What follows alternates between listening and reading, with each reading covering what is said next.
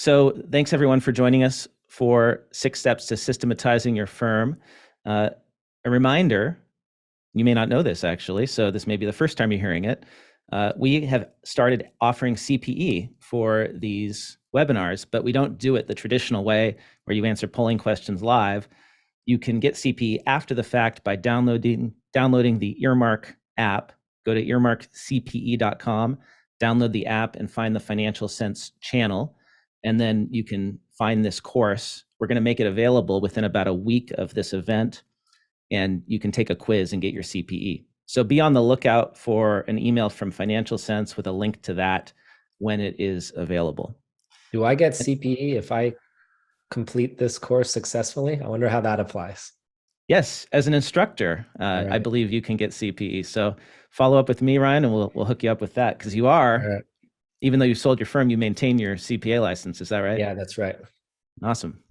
Well, I'm really excited to talk to you about systematizing your firm.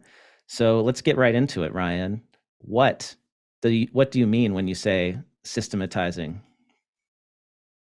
Ultimately, I think, the objective here is I've, spoken to hundreds and, running my own firm, never wanting to do, the create.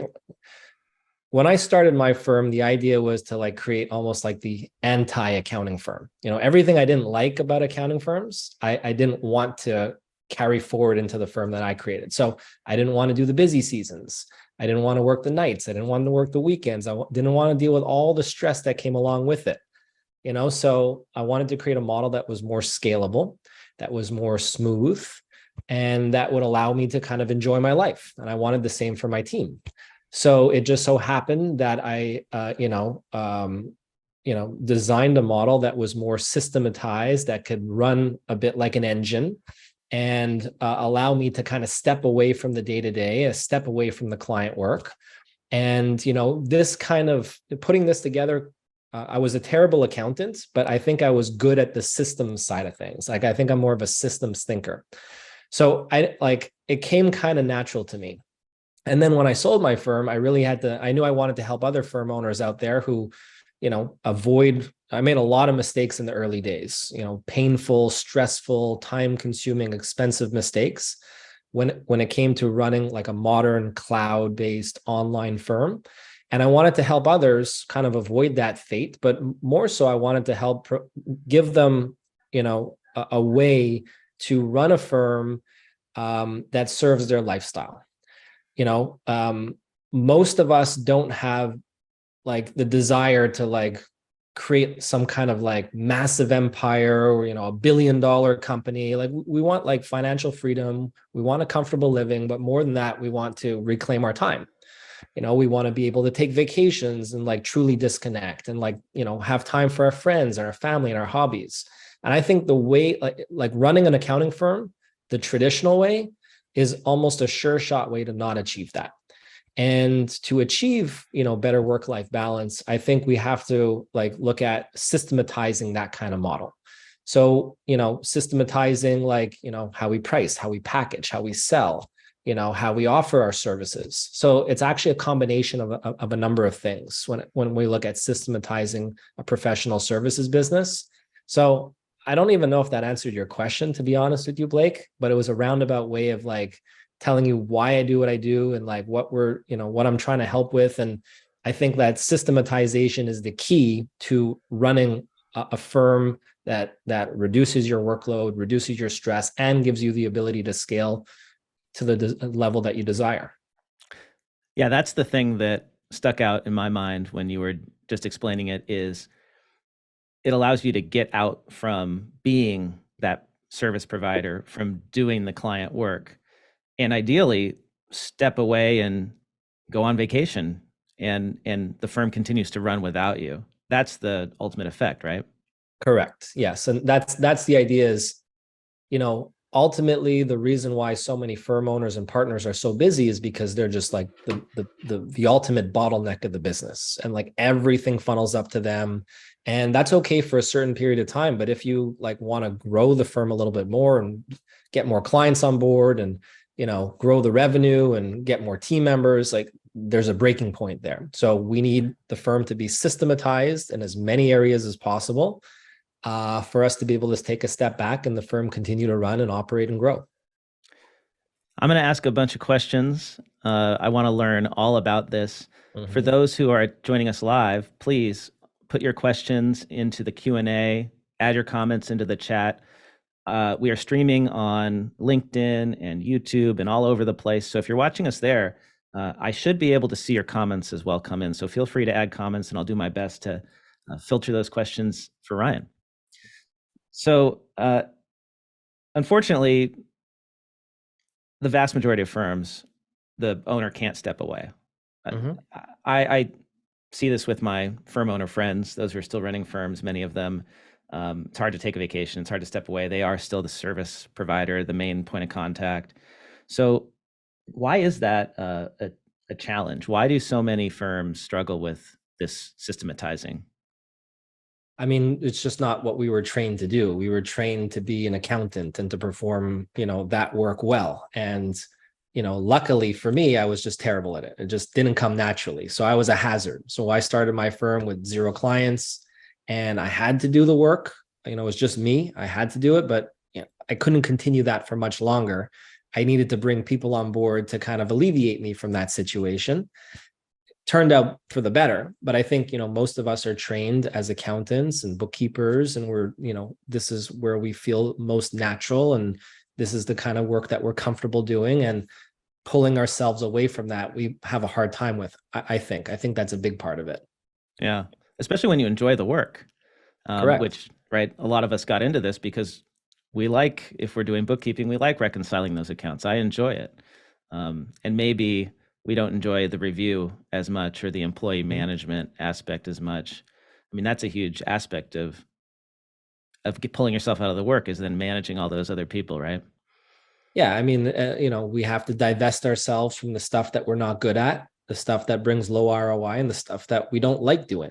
And we want to focus our energy on the stuff that brings, the most leverage to the business, but the stuff that we enjoy as well. So, I didn't like bookkeeping, accounting, tax, so I pulled myself out of that. But if you like it, then by all means continue to do it. But we have to understand like our capacity and control our capacity appropriately. We've got a question that just came in from Kimberly. Kimberly asked, what do you do when your clients expect the owner to be so involved, even though they want to be able to have a better work-life balance? I mean, we're talking about systematization today, and for me, the first step of systematizing your firm is by productizing your services. So, you know, when we productize our services, we put our team in a position to understand the recipe and formula for how we deliver work on a consistent and repeatable basis. Because the client doesn't really care about getting services from you; they just have the most trust in you. But if your team can provide, a similar result as you, then they don't really need to talk to you. They'll be more than happy to talk with your team. And that's how I did it with my firm is we productized our services. We had packages. Our team understood the packages. They understood the formula for how we onboard the client, for how we deliver the services. So it's the same kind of formula each and every time. And like right after, like I was handling pretty much all of the sales, but as soon as the sale was complete, they'd be introduced to our team. They'd have a manager, they'd have a bookkeeper on the team. Each client would have like a little pod that they would collaborate with on the team. And right from the get go, it's like, okay, like thank you very much. Like, this is who you're going to be working with going forward. And it was never an issue because I think we provided good customer service, timely support, and, things would roll. Things would roll well and they would get good services for the most part. I mean, we're not perfect, but, they didn't need me to be involved. Mm. So I think a big part of it is, the productization of your work that's key to systematizing your firm and getting your team involved and then getting consistent results for your clients. Well, this is a perfect transition because you just said that step one is productizing services. Correct. So let's go through those 6 steps. Yes. And we'll take as much time as we need for each one. Everybody, feel free to ask your questions about each step. So, yeah, let's dig into productizing services. I'm a huge fan of it. I can't say I always succeeded, but when I did, it was wonderful because I could pull myself out of that. What's the best way to discuss this? Examples? Like how do you teach people how to productize services? What do we So, even so mean by that? So at the end of the day, what we want, like what most of us want, and what most people tuning in today are looking for is, they want a smooth running firm. So often what I hear is, I need workflows, I need processes, I need technology, I need automation. Just give me as much of that as possible, and like my firm is just going to run smoothly.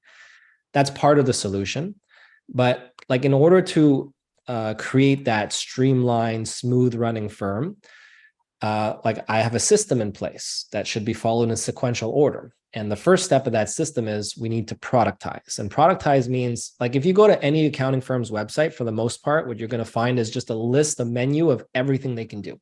And some of it is in their sweet spot and some of it isn't, but they'll do it if they can because they're going to get some money.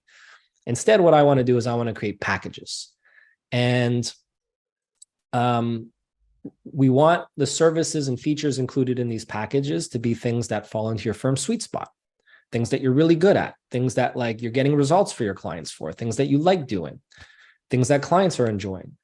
And we want to the simplest way to explain it is we want to create bronze, silver, and gold packages. I'm a big proponent of the 3-tiered packaging and pricing strategy. So we create bronze, silver, and gold packages. And bronze is the minimum type of service experience that we want in our firm. And anything below that, we reject. And it includes a level of support, includes certain deliverables and services, includes maybe some apps that you'd bundle into the package. The silver is like your happy medium, which most clients are going to fall onto.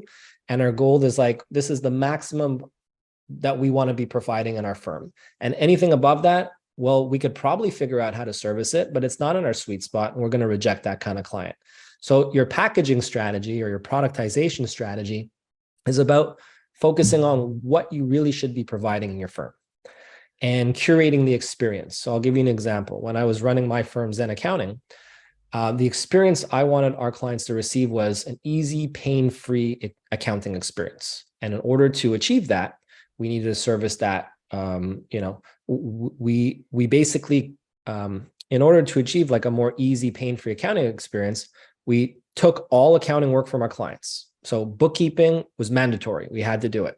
We included like various checkpoints throughout the year to check in with the client, was mandatory because we don't want any surprises. We want it to be more proactive. So we crafted the experience, and there was a bunch of services and features and levels of support in each of our packages, and clients had to fit into these packages. And if they didn't, they would be rejected. So the ones that did fit meant they could be more onboarded. They could be onboarded more easily.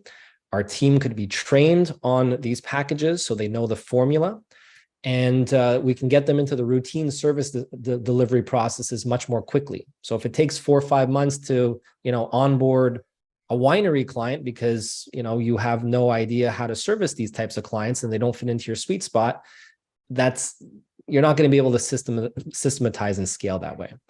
So hopefully that gives a little bit of insight into the packaging or productization of what you do. I'd love to dig in even more into that. Like, what was included in the bronze package at Zen Accounting? Yeah. So when we first started, I didn't want to touch bookkeeping at all. I really didn't want to touch it. What we just included was tax compliance and virtual CFO services. And then what we found was like every client had to get a budget from us. We forced that on them. And this type of package didn't work because it relied on getting data. Our budget and our advisory services relied on like accurate, timely data, which we never received. So then we iterated the package. We said, okay. And clients were going through pain to try and do their own books. It was just not working well. So it didn't fit well within our purpose. So then we said, okay, now we have to include bookkeeping as well. So the bronze plan was bookkeeping, tax compliance, and some very, very basic virtual CFO services. and a limited amount of support from our team and some apps that we would roll up into the plan. So that was our bronze. So if a client came to us and said, okay, we want everything, but we don't want you to do the bookkeeping. Well, we can't accept that kind of client because it doesn't fit into our doesn't fit into our model. Yeah. That's interesting that you started with the tax and the virtual CFO and budgeting as your bronze package, but you realized you couldn't do the work effectively without also doing the bookkeeping. So you required the bookkeeping. And I assume that you did Correct. that at every level of service. Correct. So Yeah. then we just expanded on the service offering in the silver and the gold, but the same core, the same formula remained the same. Get them onto the cloud accounting software, get them into the bookkeeping, service delivery processes. You know, it was the same thing for every single client. We had the same recipe, but we just had like a couple add-ons depending on the plan that they selected. So that's part of the productizing, is saying this is the software you're going to use. I assume that you had like a standard set of deliverables that you would give to each client, like standard reporting, that sort of thing. Standard reporting, like, this is the accounting software, you have to use this. You have to get bookkeeping with us. We do the tax compliance. You have to have a couple check-ins you have to have a couple check-ins from us a year. We have to have at least one or two calls during the year so that we can catch certain things. We don't want to get to year end and you're upset with us because we didn't see XYZ. Mm. So like we crafted the experience and they have to fit within that experience. And for the most part, it works very well. It doesn't work for everyone. And for those that it doesn't work for, we would reject that client. So would you say it's fair to say that productizing is creating a defined scope for a service and really sticking to that scope for each client? Defined scope / defined experience. Experience. Yeah. Interesting. We're curating the experience. So then, that was your bronze package. Like, what would be an example of what was in your gold, like the highest level? Just more virtual CFO services, unlimited levels of support, payroll, bill pay, stuff like that. Mm-hmm. So being more the like full accounting team for that client. Basically, like your Yeah. outsourced accounting department. Yeah. Okay. So that's step one. I feel like that makes sense to me. If any of our listeners Plus have follow pricing. on, oh, Plus price, pricing. right. So you were doing fixed fees. Well priced, productized services. So you have to Yeah. have packages that are priced properly, Priced in advance, right? It's not like we're priced in tracking advance. time and then sending a No bill. time tracking. Yeah. Yeah. But a lot of us are doing fixed fee, fixed price, value price. Some are still doing hourly, but the pricing situation out there is you're never going to be able to pull yourself out of your firm if you have low margin work coming in, because we don't have the right resource. We don't have high quality resources that we can attract, hire, and retain. And pricing low or engaging in suboptimal pricing just stretches us too thin because we're just doing too much for too little. So you have to have standard packages or product services that are productized and make sure we're pricing it well. This has to be step one. Like, forget about anything else in your firm if you're not doing that. You have to have a good offer that's priced well. If you're not doing that, all the marketing in the world is not going to help. All the automation in the world is not going to help. The foundation is packaging and pricing. Now, the criticism of this is, or the objection to this is often every client's different, sometimes a little different, sometimes a lot different. So it can be really hard to fit clients into a productized Yep. service. Yep. And, and then everything ends up changing a little bit. Yep. And we had a question from Lisa in Yep. this area. She said, what if we prefer to customize our services and we don't want to create packages per se? Yep. How do we productize services, without creating packages? So I think there's different types of firms and their strategy will dictate a little bit of a different approach. Like when I ran my firm, we had like the minimum and maximum packages, but there's hybrid options available. They just need to fit within that range, right? So like if you're more of that boutique type firm, yeah, you can customize and tweak some of the variables a bit. You don't have to be like super strict on they need to fit here, they need to fit there, they need to fit there. Firms that are doing a lot of volume, that have a lot of leads coming through the door, they might want to be a bit more picky there. But yeah, I have nothing wrong with like tweaking or customizing certain things as long as you stay true to like the essence of that model, right? So our Mhm. model was control the workflow, have some check-ins throughout the year, be able to have like include some levels of support throughout the year. Like that was the basics of it. And if they wanted to remove some of those elements, like it wouldn't stay true to our model, right? So like if someone wanted to have like a couple extra meetings throughout the year in a package, like for me, that's not a big issue. So it depends on the kind of firm. Depends on the kind of firm that you are really. What if a client is already using Xero or QuickBooks? Do you ask them to move to a different software? Do you ask them to, you know, give you move it to your dashboard? How do you deal with the technology, Like they're already on like another system and it's not part of like the system. Like the packages that you offer? I Yeah. think like there's different for like for me, I said, our firm, we know this system. We don't want to develop like two parallel workflows to like do onboarding and like, we want to train our team on one system.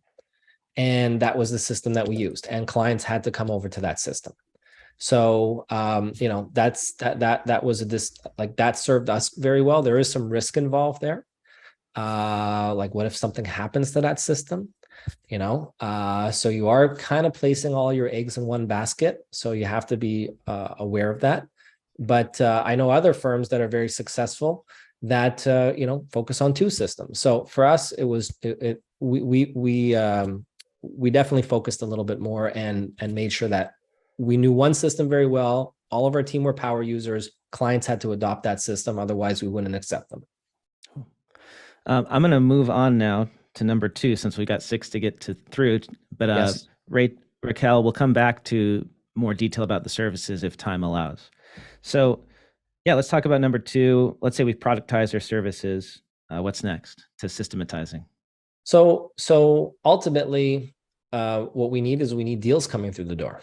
We want to fund our lifestyle, we want to grow the business, and we need deals coming through the door. And hunting for deals can be very, very time consuming, very painful for many. When I started my firm, I knew nothing about marketing, and we could probably have a whole webinar on like my mistakes in marketing that just were absolute failures.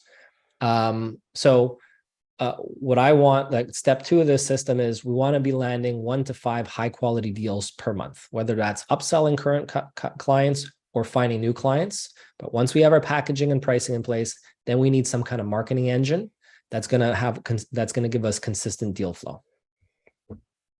So, you said a bunch of stuff that you didn't work. What did work? What did work was luck. There was a good amount of luck because I tried. I mean, yeah, I mean, what did work at the beginning was so I did a lot of in-person networking at the beginning, which I really didn't like. Being very, very introverted and like it just meant for long days as well, and a lot of effort required to like hopefully score a client at like one of these networking events. So, um, uh, um, but what I did land on by chance is I wrote an article, a blog post, a guest blog post on like a tech blog. We Okay. were being one of the first online accounting firms in North America. Tech clients tended to like us. So I wrote a blog there. I titled it "Online Accounting and the Death of the Dinosaur," and the dinosaur was the traditional accounting firm. And I just talked about there's this new way to do accounting now, and that like got attention. And I didn't have any strategy or anything. I just wrote it, and I had no writing experience, and I just wrote it, put it out there, and I got like likes from it. I got comments. I got emails. So that's when I started my journey into digital marketing and blogging and SEO. And most of our business at our firm came from blogging and SEO without any real strategy because most firms weren't doing it. So it was very easy to be visible back then. Now it's a lot more competitive and more difficult. But yeah, so blogging and SEO is really what kicked it all off. I would agree with you that it's more difficult now. I was building my firm at a similar time as you, and I just started blogging, and we were blogging about the differences between QuickBooks and Xero when Yeah. nobody was talking about that. And Yeah. I think I did one blog post that, I looked at my analytics and I saw, oh, this is generating 80% of the traffic to our website. I'm going to do 7 more. Yeah. Yeah. Yeah. And it's amazing how I did so many things with marketing, but those 8 blog posts ended up probably building an incredible amount of value for my firm. Yeah.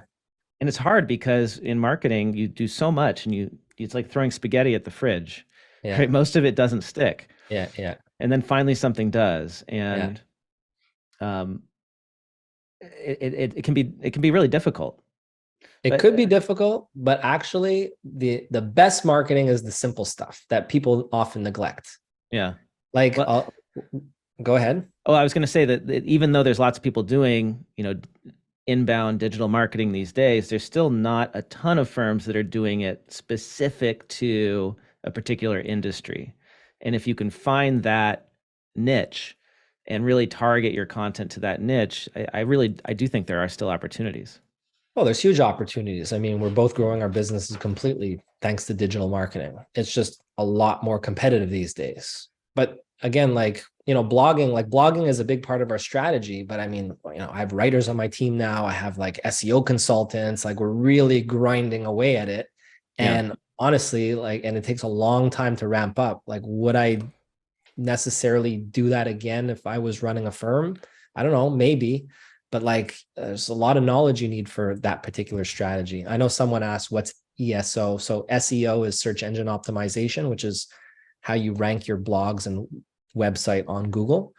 But what I was saying is some of the best marketing is simple marketing. So we actually did a joint marketing activity together the other day, Blake, Yes. and anyone could do that. And that I think was pretty successful. So we did Blake and I did some cross promotional activities where I said, hey, Blake, um, why don't I have a newsletter. I write a newsletter to, and here's a little bit of a plug to almost 10,000 firm leaders globally.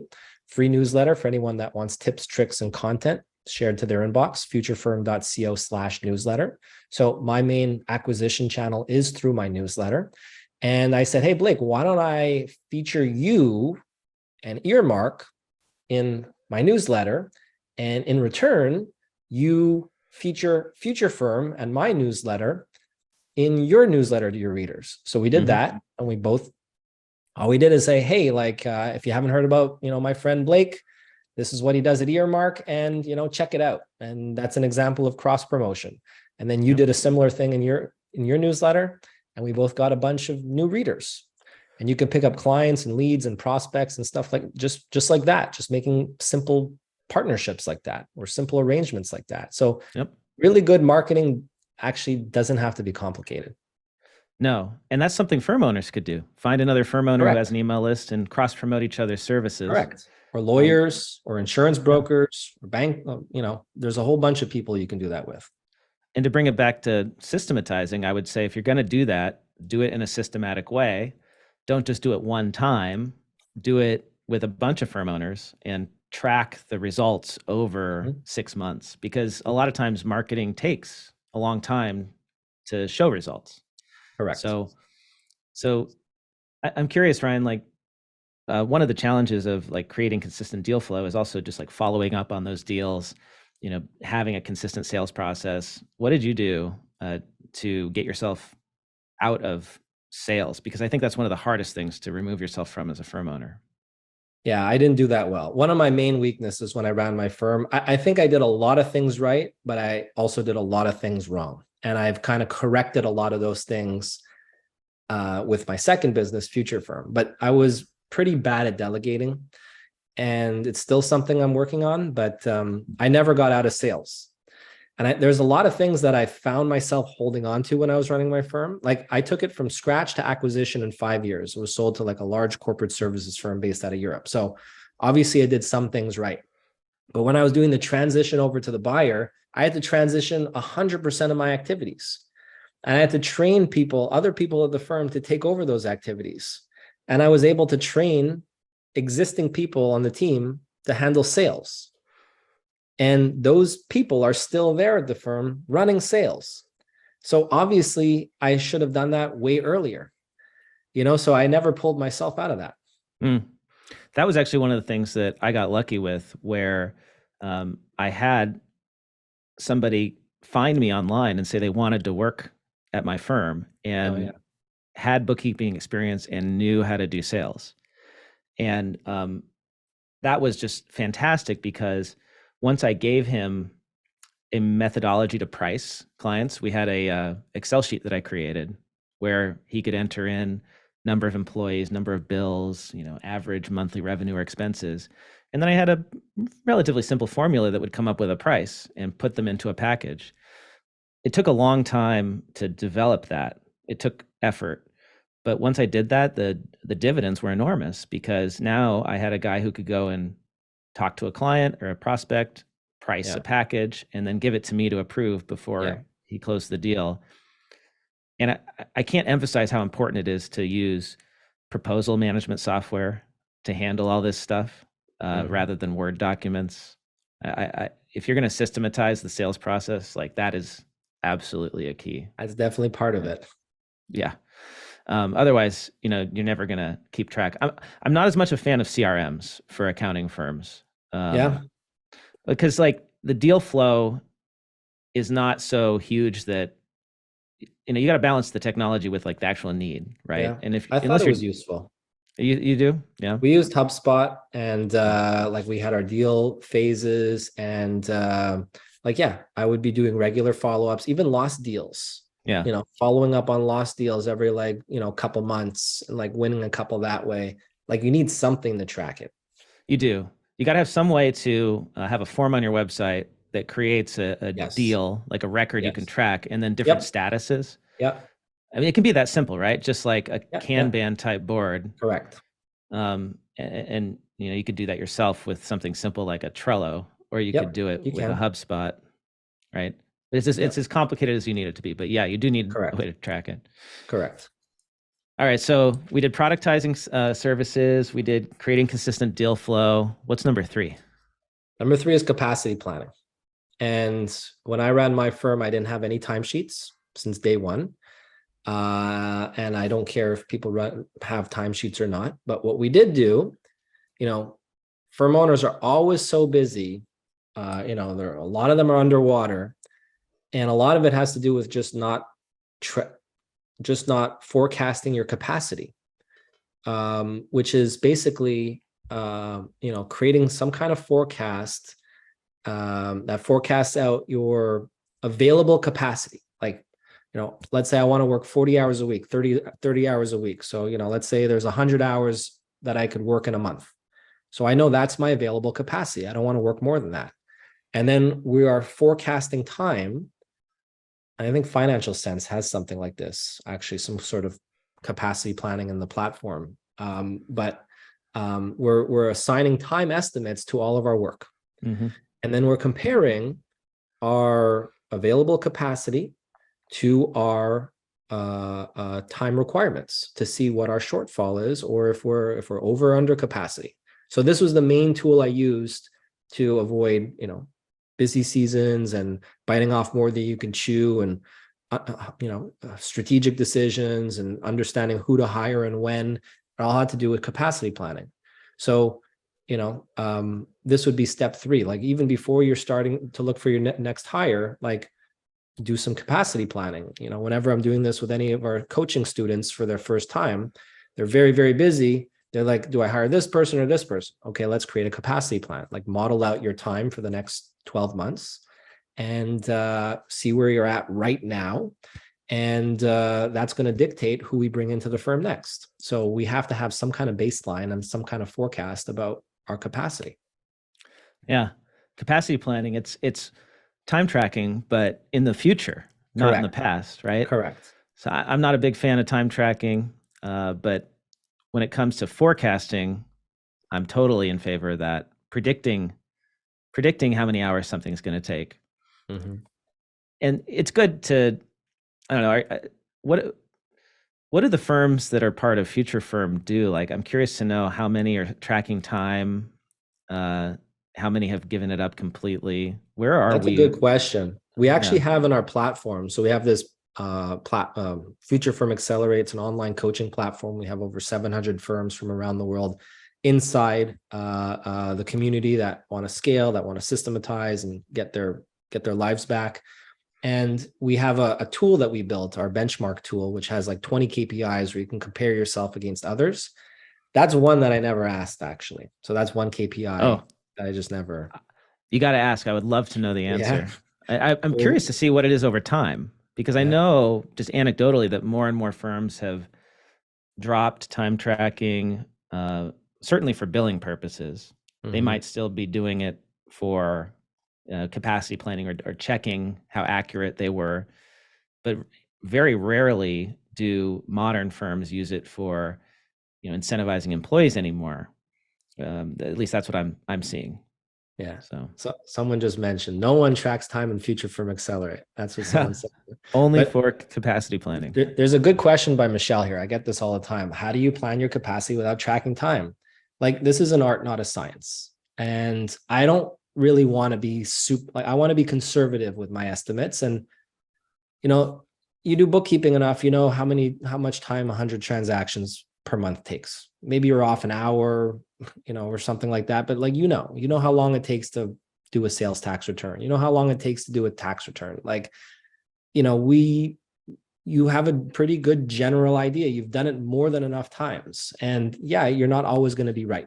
That's why I like to err on the side of caution and just be like a little bit like inflate the numbers a little bit, and be a little bit more conservative. And yeah, you're not always going to be right. But by the same token, time tracking is not very accurate either, in my opinion, because it revolves around people actually measuring their time correctly, which I know when I had a timesheet, I don't know. There's a lot of people that have timesheets that are not really writing down the right numbers. Yeah. So, like, how accurate is that? So they're both inaccurate in their own ways. And we have to understand what some of those inaccuracies are. And yeah, your capacity plan is never going to be fully accurate. And you're going to have things that, client issues that blow up in your face from time to time. That's just going to throw things off completely. But what was interesting is we would see trends with our team about like who would just always month after month, like, because what we did with our capacity planning is we gave our team more autonomy. And we said at the beginning of the month, this is what's on your plate. And like, which shows that you have like available capacity by the end of the month. So like, does this plan work for you? Does it not work for you? Okay, you agree to this plan? Perfect. Go do your thing. We're not going to like track your time. I don't care when you log in, log out, when you work, just do your thing, get the deadlines done on time. And, the A players, they would get their stuff done. By the end of the month, their stuff was out the door. But the people that we had issues with, every single month at the beginning of the month, they'd have more than enough capacity to complete everything, but it would always trail. And we Yeah. would sometimes make adjustments, but it would always trail. So it was a good tool for providing some autonomy, but also seeing certain trends. Something else I'd offer is trying to do capacity planning without time and do it in terms of volume. Sometimes that's Okay. possible. Like in my firm, I knew that a bookkeeper could handle X clients on average. And yeah, some clients are smaller, some are larger, but on average, they could handle 30 clients, let's say. But an all-star could do 50 or 60. And that's why I don't like the time thing, because if I had set time as a constraint, then that would Yeah. limit my top performers. Yeah. Right? Yeah. They couldn't do more. Um, Same thing with tax returns, right? Maybe you could say like, hey, your average preparer can handle X returns per busy Good. season, right? Good. Yeah. Could. On average, it should average out, but especially if you're productizing the service offering, because then you know that you're not going to have these like wildly out of scope clients. Could. Um, what's number 4? It's implementing a team of A players. So we need A players on the team to remove bottlenecks, especially among the firm owner and partner level, and to be able to kind of step back and have the company continue to run and grow without your direct involvement. So having a great team in place is absolutely critical. So how do you get those A players? Well, attracting them is one of the most difficult things for firms, and a lot of it has to do with the fact that your recruitment process is the first step in your recruitment process is typically someone reads a job posting and then they decide if they want to apply to you. And if you look at 99% of the job postings out there, why would anyone want to apply to that job posting? Because it seems like the most boring, bland, unstimulating. I don't know if that's a word, but it's just like it's a dime a dozen job posting. And what we need to do is turn the recruitment process into a sales process. And we need to highlight the uniqueness of the firm and the benefits that the individual or candidate will receive.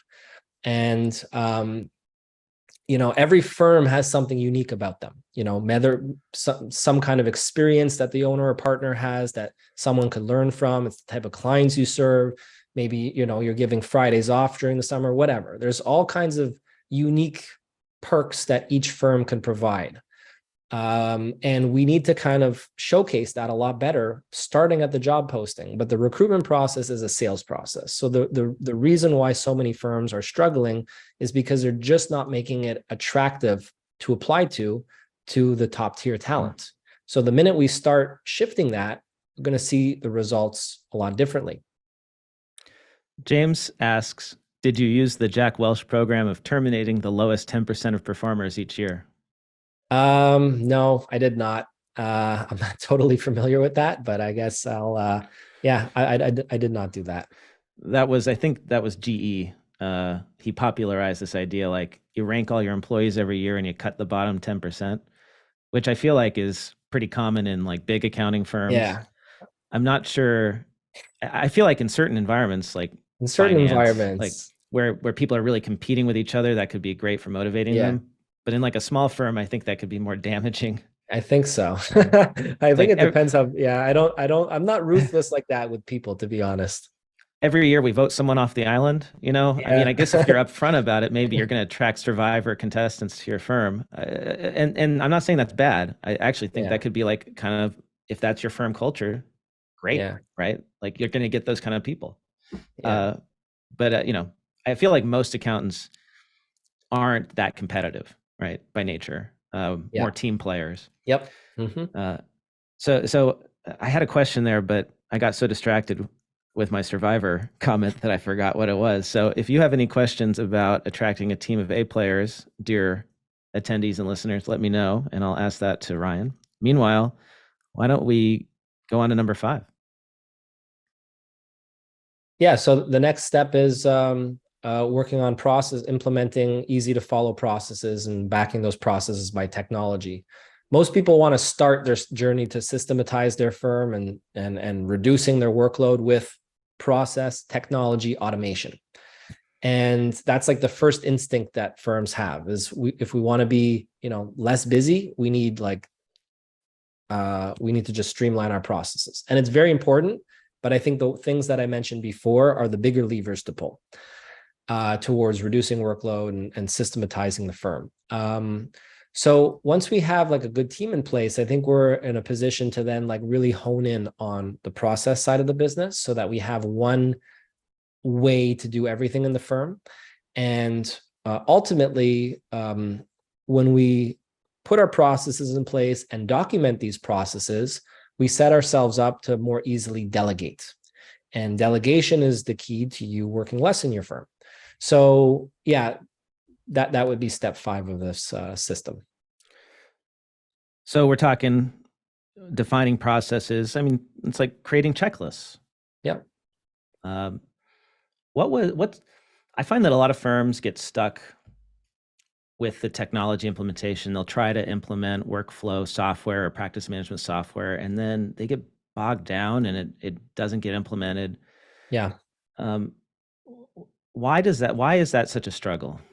Because they're just not good at it and they just don't like it and they're just too busy. And that's why I recommend that you shouldn't even do it. You should get someone else to do it. So when Mm, I had my firm, I had a COO. And now I have a director of operations and I have an assistant to the director of operations. And, I could figure it out myself if I had enough time and interest, like most people, like most firm owners, but we just have too much on our plate. So get a virtual assistant, Get a fractional director of operations. If you're big enough, get a director of operations. And honestly, you don't have to be huge. I think I got a COO on my team. We're like 5 people, so like get them to do it and get them to put processes in place and update the processes and research the technology and fiddle with the technology. Like why would you do it yourself?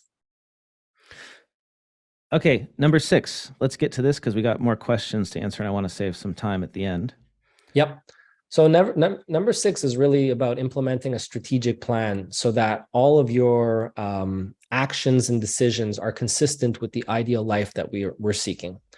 So, we start a business to create a better life for ourselves, to help other people out, to, maybe make more money, to free up, like have more freedom in our life. And often we kind of lose track of that. So we really need to put into view, like really visualize what we want our ideal life to look like, and then kind of reverse engineer the plan to get there. And by the end of that reverse engineering process, we should arrive at, these are the things that I need to focus on in the next 90 days, and everything else I'm going to block out, because shiny object syndrome is a big time waster.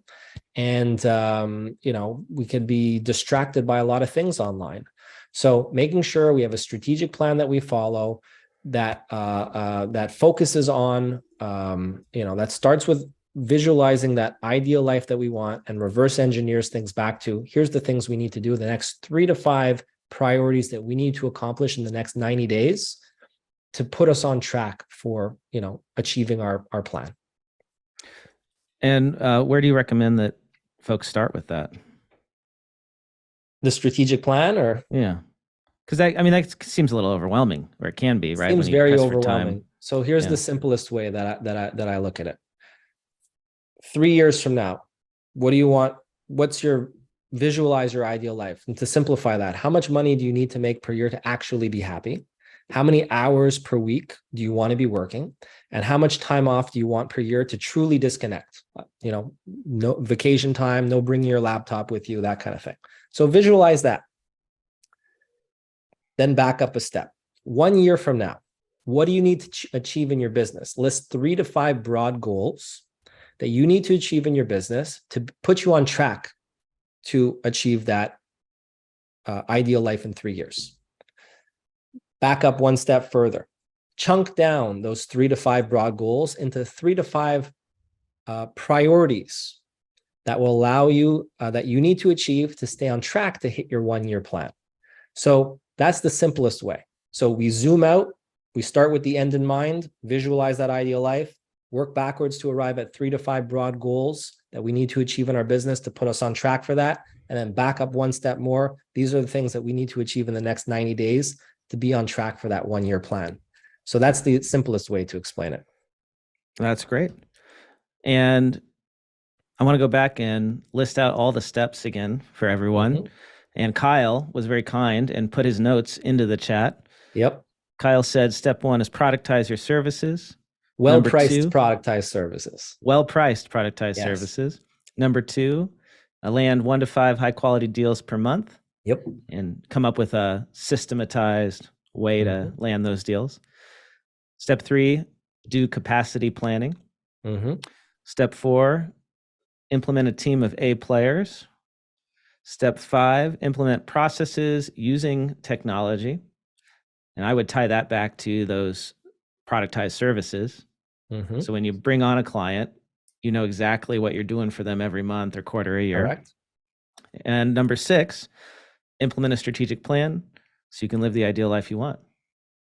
Yeah, step 6, implement a strategic plan that allows us to focus our actions. Like all actions and decisions should be consistent with our ideal life, basically, which has to do with strategic planning. So these should all be followed in sequential order.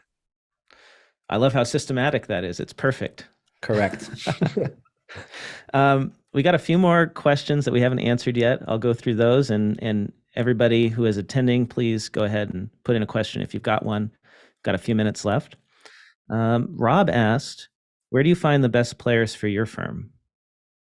So I don't run a firm anymore. I run Future Firm, which helps other accounting firms, but where I find the best players, so there's a couple strategies that you can put in place. LinkedIn and Indeed job posts, niche job boards. So if I'm hiring a virtual, so I have a lot of my team that's offshore. We're about 10 people and nobody's in Canada. I have one in the US, one in Panama, and about 8 in Philippines. So there's job boards in the Philippines that we post on. There's referral bonuses. Referral bonuses is a great way, bonus upon signing for the person that gives the referral, and another bonus that you provide when they're in place for 3 months. So that's very simple. So I mean, we're not doing anything super fancy. I used to use recruiters in my firm, didn't work very well. I became my own recruiter at one point, signed up to LinkedIn Recruiter. Like when I was really in a jam, this is when like I was really just starting off and like was literally just reaching out to people and ended up hiring a bunch of people that way. It depends what the need is, but now it's pretty simple. Posting Yeah. on job boards, making sure Facebook groups too. Facebook groups is great. You search Facebook, look for like, let's say accounting jobs in Facebook. You'll see a whole bunch of groups that are really active with like accounting job seekers and post your job in there. So those are some good places. I would add, depending on what level of staff you're looking for, if you're okay with folks coming out of school, Yeah, there's not that many firms that go to smaller schools and do recruiting. And so if you just show up and talk to the students, maybe offer to speak in front of a class, that can be a great way. that's a good Um, one. and then just like being active on social media and talking about your firm can often be more important for recruiting than even getting clients. Um, you know, accountants who are looking for a new job, who maybe aren't happy where they're at, are on LinkedIn, and if they see you, they might look at your firm. And Mhm. so, always have that link to, work with me, work at my firm on your Yeah. social profile. Yeah. Um, let's see. Kyle said, when should you hire employees? When you grow larger than you want to take on yourself? That's the hard part, right? When you're solo versus like, when do you actually first hire? That can be very difficult. Really I hard. mean, I was there and I know it could be very nervous about it. Like, will I have the cash flow to support this? So I took a risk early on and, I broke even for the first little bit and I didn't pay myself very much. I was younger back then when I started my firm. So I was able to take on some of those risks. But yeah, the first two people that I hired were CPAs, so I wasn't paying myself very much for that first year. And I wasn't, the business was not super profitable in the early days either, but it provided the foundation. So I generally skew towards, if you have deal flow coming in, do your capacity plan, do your cash flow forecast, and I generally err on the side of bringing in someone more senior than junior to kind of shield yourself a little bit. So that was my approach. Jamie asked what accounting system you use. Maybe it should be what you used when you had your firm. Blake, why don't you take a guess? Well, we were both Zero fans back Yeah, in we the were. day. We were. Yeah. So, and in Canada, you guys didn't really have many options Well, 10 years when I ago. started, Yeah. it was Zero, and QuickBooks Online didn't even really exist. It was like Yeah. that old interface that looks nothing like it now. Like it wasn't even really an option, So yeah. Yeah. Well, before we hit the top of the hour, I want to give you a moment to tell everyone about Future Firm and where they can go to get more information about that, Ryan. Yeah, so the best place is just checking out my newsletter. It's a free resource. I give templates, tips, tricks, content. Very popular. It's free. I give twice weekly emails. And yeah, there's almost 10,000 people reading it at the moment. So futurefirm.co/newsletter. And Future Firm Accelerate is our online coaching program. Started around 2 years ago. Already have more than 700 active members inside the platform at the moment that get access to self-paced training on everything we talked about today. Templates, coaching when people need help, and an amazing community of like-minded firm owners that everybody can collaborate with and help accelerate their results. So yeah, that's where people can find more information. And if you are looking for a workflow practice management solution that can help you systematize the work you're delivering in your firm, I really encourage you to check out Financial Sense. It's financial-sense.com. The link will be in the chat there. Or actually, the best thing to do is just answer the poll that popped up on your screen. Would you like to learn more about Financial Sense? And then they will reach out to schedule time. And The recording for this will be available after the fact. You can also earn CPE.